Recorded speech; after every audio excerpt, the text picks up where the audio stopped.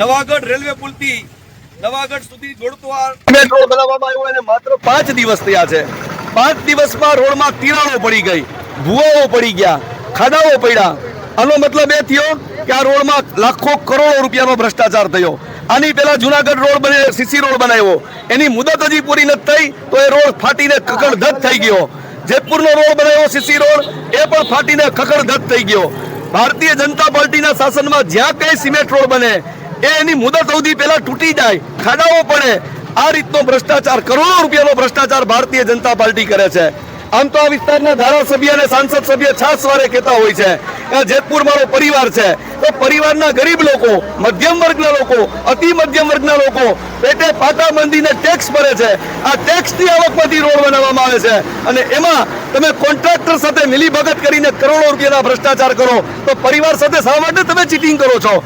ચૂંટણી ટાણે તો ભોળા ભટુર થઈ જાવ છો, મત લેવા માટે ગરીબડા થઈ જાવ છો અને જેવું ચૂંટણીનું પરિણામ આવે એવા બાપ થઈ જાવ છો.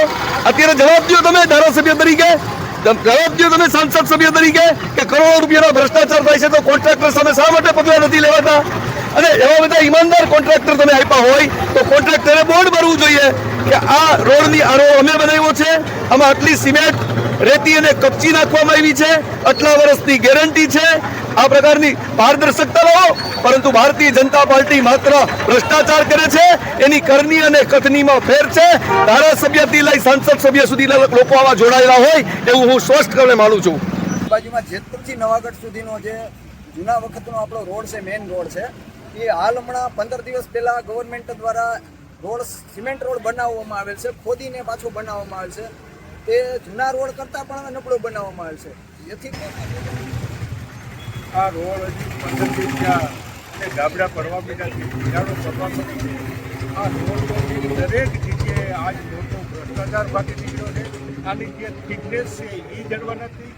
1, 2, 4નો માલ બને છે, 1, 4 કે 8નો માલ બને છે, કેવો બને છે એની ઉપર એક મોટો ભ્રષ્ટાચાર છે.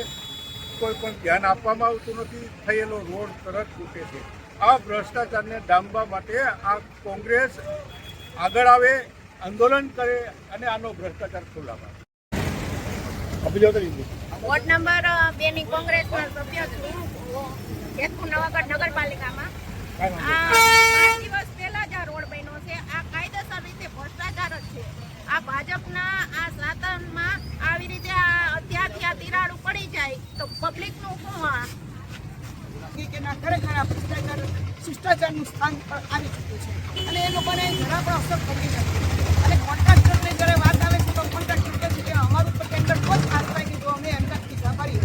એટલે એક શાયરે ચોખ્ખું જ કીધું કે ખાડા ભરવાની ક્યાં વાત કરો છો? આ ખાડા બધા ભરાય જ છે ને, કેવી રીતે? અમે પૂછ્યું કે જુઓ, એ લોકો ટેન્ડર ભરે, ખાડા ભરાય, એ લોકો કરપ્શન કરે, એના પેટના ખાડા ભરાય, જેટલા પૈસા ખાય એના ખાડા ભરાય. ત્યાર પછી તમે જુઓ તો ટ્યુબ અને તમારા બધા ચંપલ ફાટે તો એ બધા મૂર્તિઓના ખાડા ભરાય. પછી તમે જુઓ તો પેટના ખાડા ભરાવવા માટે હાડવૈદો પાસે જવું પડે, તમારા ઓર્થોપેડિક સર્જન પાસે જવું પડે, એના ખાડા ભરાઈને મરી જાવ. એટલે સમજી ગયો કે તમામે તમામ સ્મશાનમાં જવાની બધી સામગ્રી જોઈએ એના ખાડા ભરાય.